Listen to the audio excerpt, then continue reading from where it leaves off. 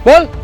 Bihar police जो है पागल साबित करके मुझे ले जाना चाहता है। मतलब कि जब भगत सिंह भी लड़ रहे थे समाज और देश के लिए, तो उस समय भी पागल साबित किया गया था। बिहार के भोजपुर से आने वाली एक सनसनीखेज मामला ने इस वक्त पूरे इलाके को हिलाकर रख दिया है। ये मामला है भरत भूषण तिवारी का, जिनकी 17 जून को एक मुबैना पुलिस इनकाउंटर में मौत हो गई। अब इस हाई प्रोफाइल केस में मशहूर सिंगर और बीजेपी लीडर पवन सिंह का एक बड़ा और जज्बाती बयान सामने आया है।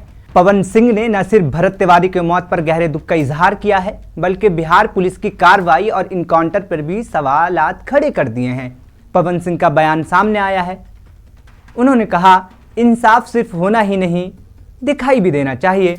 पवन सिंह ने सोशल मीडिया पर एक तफसीली पोस्ट शेयर करते हुए लिखा, भरत भूषण तिवारी समाज के लिए जीने वाले एक हसास इंसान थे।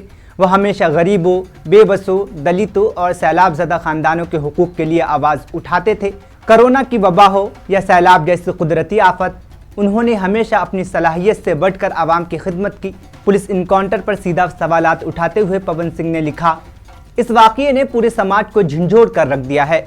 सोशल मीडिया पर जो वीडियोस और मालूमात गर्दिश कर रही है, अगर वो सच है तो इस पूरे केस की एक निष्पक्ष जांच होनी चाहिए।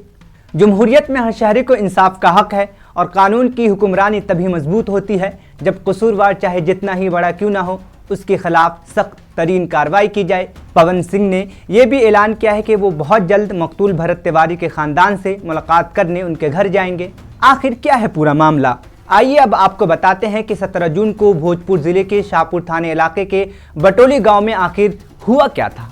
मौत के ठीक पहले भरत भूषण तिवारी फेसबुक पर लाइव थे। वीडियो में साफ देखा जा सकता है कि वो अकेले हैं और उनके सामने पुलिस की पूरी टीम मौजूद है। लाइव वीडियो के दौरान ही भरत अपनी पिस्तौल पुलिस की तरफ फेंक कर खुद को सुपुर्दगी कर देते हैं। इसी मोड़ पर फेसबुक लाइव बंद हो जाता है। पुलिस का दावा बिल्कुल अलग है। पुलिस के मुताबिक भरत हथियार लेकर घूम रहे थे और उन्होंने पुलिस टीम पर फायरिंग करने की कोशिश की।